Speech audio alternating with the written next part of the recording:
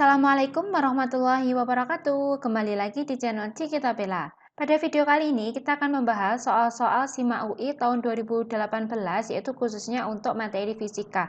Nah, sambil teman-teman menunggu pelaksanaan tes SIMA UI tahun 2021, teman-teman bisa simak video ini untuk belajar ya. Jangan lupa persiapkan diri teman-teman untuk menghadapi tes SIMA UI tahun 2021 ini. Sebelum kita simak soal-soalnya, jangan lupa teman-teman untuk klik tombol subscribe, tekan tombol loncengnya. Jangan lupa juga like, komen, dan share sebanyak-banyaknya ya. Oke, langsung saja kita mulai soal yang pertama. Sebuah sistem terdiri dari balok bermasa M1 dan dihubungkan dengan seutas tali ke balok M2 melalui sebuah katrol yang bermasa M. Koefisien gesek antara permukaan balok M1 dan permukaan meja adalah K. Sistem bergerak dari keadaan diam, tali bergerak tanpa selip pada katrol, massa tali dapat diabaikan. Katrol berbentuk cincin homogen. Nah, yang ditanyakan berapakah energi katrol yang bermassa M setelah sistem bergerak selama T dengan percepatan gravitasi yaitu G. Oke, sebelum kita mengerjakan soal ini, kita gambarkan dulu gaya-gaya yang bekerja pada sistem tersebut. Di mana tadi antara M1 dan meja itu memiliki koefisien K. Berarti kan mejanya ini kasar. Berarti di sini ada gaya gesek yang arahnya berlawanan dengan gerak benda. Ini ada gaya gesek. Benda bergerak ke arah kanan, berarti ini percepatannya ke kanan. Terus dia ada gaya normal, kita beri nama N. Ada gaya berat, yaitu W1. Ini untuk benda yang M1. Terus di sini ada tegangan tali, misalkan kita beri nama T1 gitu. Terus yang balok kedua ini memiliki gaya, yaitu yang ke bawah ada W2. Yang ke atas ini juga ada gaya tarik menarik atau gaya tegang tali, yaitu T2. Baloknya ini bergerak ke bawah dengan percepatan A gitu ya. Nah, untuk menentukan energi katrol yang bermassa M itu kita perlu mencari yang pertama yaitu menentukan percepatan sistem. Ini kita beri nama misalkan langkah pertama gitu ya. Nah, untuk menentukan percepatan sistem yaitu kita tinjau dulu balok M1 di mana di sini berlaku hukum 2 Newton sigma F sama dengan M1 kali A. Nah, sigma F-nya di sini ada, kita tinjau balok M1, berarti di sini ada gaya T, yaitu gaya tegang tali, T1, dan gaya gesek F. Berarti, karena yang searah dengan pergerakan benda itu adalah T1, maka T1-nya bernilai positif, yaitu T1 min F sama dengan M1 kali A. Berarti, T1 sama dengan M1 kali A ditambah F, atau M1 kali A ditambah F gaya gesek itu sama dengan mu kali N. Gitu ya. Berarti sama dengan M1 dikali A ditambah mu. Gaya normalnya ini sama dengan W1, di mana W1 ini sama dengan M1 kali G. Berarti ini mu dikali M1 kali G. Ini untuk T1, kita anggap ini persamaan yang pertama. Untuk selanjutnya, kita tinjau balok M2.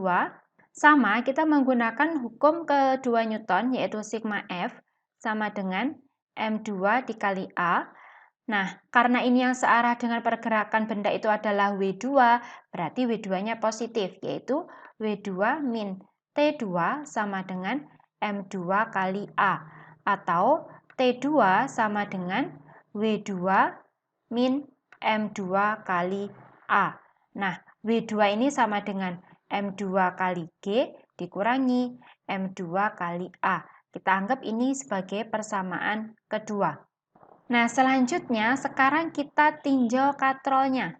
Di mana katrol ini kan ditarik oleh dua gaya, yaitu ada T1 dan T2, yaitu berlaku nanti sigma tau sama dengan I kali alfa. Sigma tau-nya karena ada dua gaya, berarti di sini ada T2 dan T1.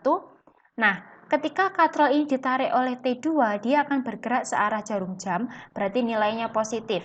Dan ketika ditarik oleh T1, dia bergerak berlawanan jarum jam, berarti nilainya negatif. Atau bisa kita tuliskan, yaitu T2 min T1 dikali jarak antara tegangan talinya sama pusat katrolnya ini kan jari-jari katrol atau R gitu ya misalkan. Berarti kita kali R sama dengan nilai I momen inersia dari cincin homogen itu adalah setengah mr kuadrat. Alfa, percepatan sudut itu adalah percepatan linier A dibagi dengan jari-jarinya. Nah, di sini ada R kuadrat, di sini ada R, di sini ada R. Nanti ketika R ini ditarik ke ruas kanan, maka dia akan jadi per R kuadrat gitu ya. Jadi R-nya ini habis, R kuadratnya ini habis, dicoret sama R2-nya tadi. Nah, sekarang kita masukkan nilainya. Di sini ada T2, di sini ada T1. Ini ada persamaan T2, ini ada T1. Kita masukkan ya. Berarti T2 dulu, yaitu ada M2 dikali G min M2 dikali A. Ini untuk yang T2-nya, dikurangi untuk yang T1-nya, yaitu M1 dikali A ditambah mu kali M1 kali G sama dengan setengah MA. Kita hilangkan kurungnya, jadinya ada M2 kali G min M2 kali A dikurangi M1 kali A dikurangi mu kali M1 kali G sama dengan setengah MA. Selanjutnya yang punya MA kita jadikan satu ke ruas kanan, berarti di sini sisa M2 min mu kali M1 kali G gitu ya, sama dengan ada setengah M ditambah M1 ditambah M2 dikurung dikalikan A. Nah, karena kita tadi mau menentukan percepatan sistem, berarti A-nya, percepatannya, yaitu sama dengan M2 min mu kali M1 dikurung dikalikan G per setengah M ditambah M1 ditambah M2. Itu percepatan sistemnya. Langkah kedua yaitu menentukan kecepatan sistem setelah T detik. Karena ini bendanya berawal dari keadaan diam dan dipercepat gitu ya, berarti dia mengalami gerak GLBB, di mana ada VT sama dengan V0 plus AT. Di mana kecepatan awalnya V0-nya itu sama dengan 0 karena benda berawal dari posisi diam. Berarti VT, kecepatan akhir, sama dengan 0 ditambah AT. Gitu ya.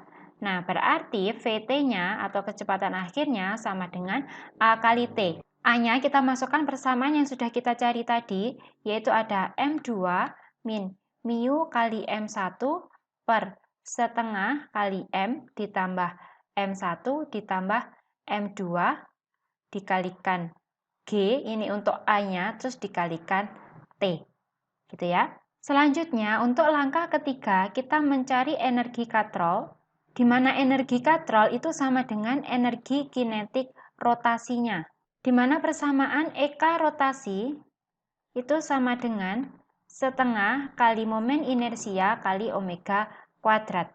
Kita masukkan setengah, momen inersianya yaitu setengah kali M kali R kuadrat dikali omeganya itu ada V per R karena dia kuadrat, jadinya nanti V kuadrat per R kuadrat. R kuadratnya kita coret saja karena sama, berarti sama dengan 1/4 MV kuadrat.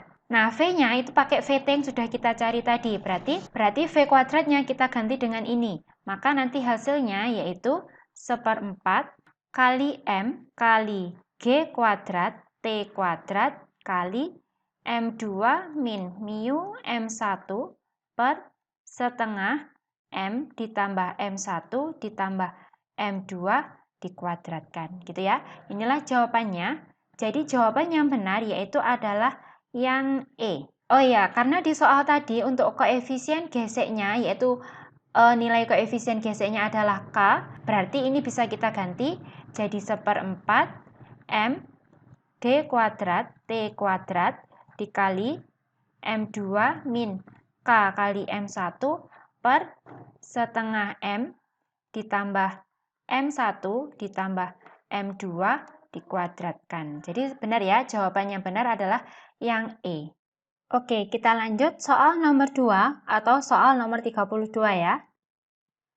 Sistem hambatan yang terdiri dari dua buah hambatan masing-masing 4 ohm, dua buah hambatan masing-masing 6 ohm, hambatan 2 ohm, 7 ohm dan 8 ohm seperti pada gambar, berapakah hambatan pengganti sistem tersebut?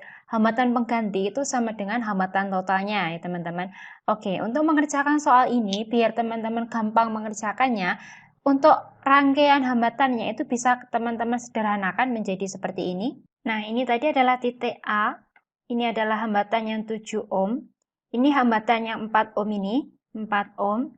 Nah, yang ini juga hambatannya 4 ohm ini, karena dia seri. Selanjutnya yang ini adalah hambatan 8 ohmnya, yang di sini hambatan 2 ohm, yang sini yaitu 6 ohm, ini juga 6 ohm. Misalkan kita beri nama ini titik B, di sini titik C, di sini titik D, dan di sini titik E, gitu ya.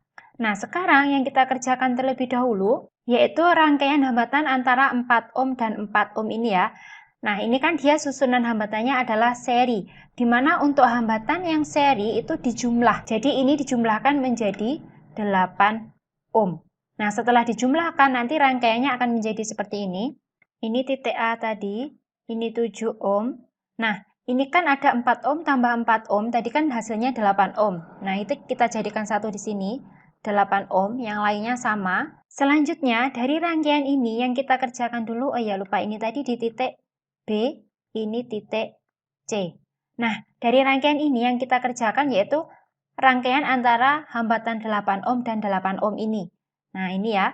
Ini kalau kita lihat, dia hambatannya itu disusun secara paralel. Nah, untuk rangkaian paralel berarti hambatannya 1 per R BC, titik B ke titik C, yaitu sama dengan 1 per 8 ditambah 1 per 8 sama dengan 2 per 8, atau kalau kita mau mencari RBC-nya yaitu sama dengan 8 per 2 sama dengan 4 ohm. Nah, nanti ketika ini sudah dijadikan satu, maka rangkaiannya akan menjadi seperti ini. Nah, ini titik A-nya tetap, ini ada 7 ohm.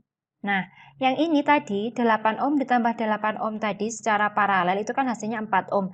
Itu menjadi rangkaian yang sebelah sini, yaitu 4 ohm.